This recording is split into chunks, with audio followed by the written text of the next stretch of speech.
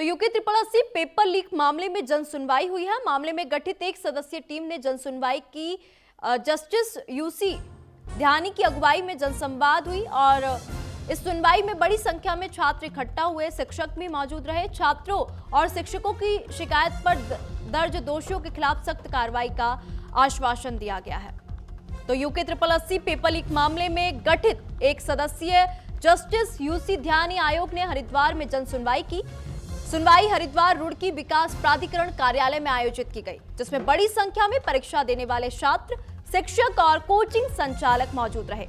सुनवाई में छात्रों ने आयोग के सामने अपनी बात रखते हुए कहा कि यूके 8080 की परीक्षाओं में कई बार अनियमितताएं देखने को मिलती है, जिससे उन्हें नुकसान उठाना पड़ता है। वहीं आयोग के सचिव विक्रम सिंह राणा ने बताया कि छात्रों और शिक्षकों की शिकायतें और सुझाव दर्ज कर लिए गए हैं। सभी बिंदुओं के आधार पर एक विस्तृत रिपोर्ट तैयार की जाएगी, जिसे जल्द ही सरकार को सौंपा जाएगा।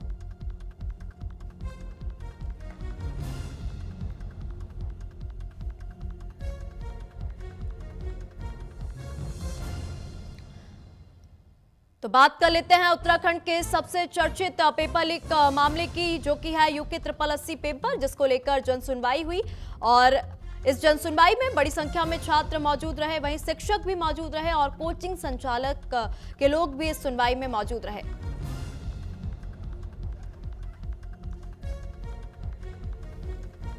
तो इस जन सुनवाई में छात्रों की जो भी समस्याएं थी, साथ ही साथ शिक्षकों की जो समस्याएं थी, जन सुनवाई में इसका निराकरण किया गया।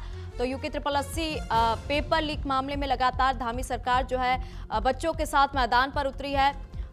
सदस्यीय जांच टीम का गठन भी किया गया था। तो वहीं यहाँ पे धामी सरकार ने बड़ा फैसला भी लिया था कि यूके 8080 पेपर को रद्द कर दिया गया है और इसके बाद से लगातार विपक्ष जो है सरकार पर निशाना साध रहा था। तो वहीं अब यूके 8080 पूरे इस पेपर लीक प्रकरण को लेकर जन सुनवाई की गई और इस जन सुनवाई में अगर हम बात करें तो अत्यधिक संख्या में छात्र मौजूद रहे, साथ ही साथ शिक्षक मौजूद रहे, कोचिंग संचालक के लोग भी मौजूद रहे।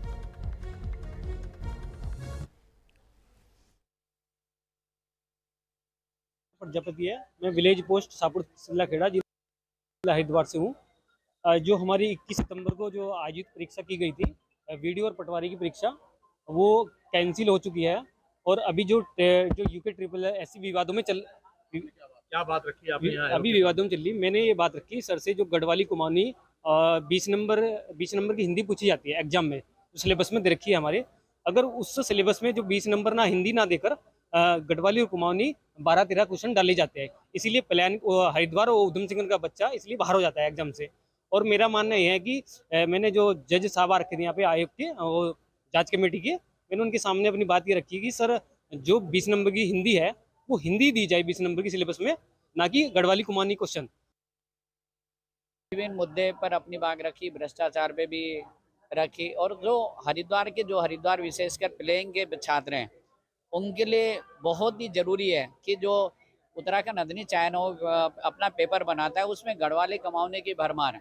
40 नंबर उत्तराखंड की दे दी, हिंदी भी 10-12 दे दी, तो 50-52 नंबर सिर्फ गढ़वाली तथा कमाऊनी रहता है उसमें उत्तराखंड विषय। तो हमारे अप्रत्यक्ष रूप से जो प्लेइंग का बच्चा है वो बाहर है। इसने तो माशाल्लाह हरिद्वार और प्लेइंग के बच्चों को बिल्कुल ही गाजर मूली समझ लिया। इसमें कथित नकल हुई है या पेपर लीक हुआ है, उसकी वैसे तो प्रत्यक्ष जांच चल रही है एसआईटी द्वारा भी, लेकिन राज्य सरकार द्वारा एक एकल सदस्यीय आयोग का गठन किया गया है जस्टिस यूसी ध्यानी जी की अध्यक्षता में, और इसका जो मैंडेट है वो अलग अलग जगहों पे अलग अलग जनपदों में जाकर, जैसे कि आपने देखा आज हरिद्वार में आए हैं, इससे पूर्व अन्य जनपदों में नैनीताल, हल्द्वानी में, रुद्रपुर में और देहरादून में भी जनसंवाद किया गया, जिसमें सारे स्टेक होल्डर्स से सुझाव लिए जा रहे हैं। और जैसा कि आपको पता होगा कि आयोग।